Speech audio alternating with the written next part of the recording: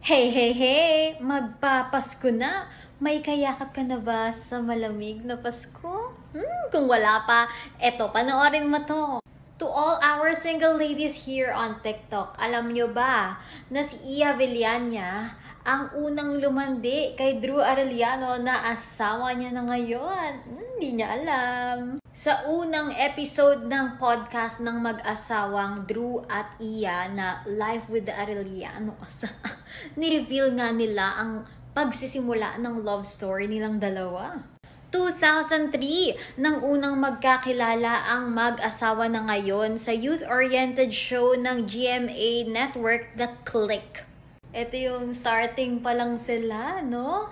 Tapos, alam nyo ba? Na type daw ni Iya si Drew dahil napaka-mature daw ng datingan neto, very hindi ganun ka-flirty. At ang nakakakilig dyan, ganun din daw si Drew. Crush niya rin daw si Iya. Pero kahit na ganun, syempre pa-mysterious. Tsaka, hindi daw siya agad nag-first move kasi iba daw ang work life sa personal life. Etong magjowa na to, ang lakas maka-Wattpad ng love story, ha? At alam nyo, para mas malaman nyo pa kung paano lumandi si Iya, paano siya nag-first move, anong ginawa niya sa pag-first move niya kay Drew, basahin sa link na ito.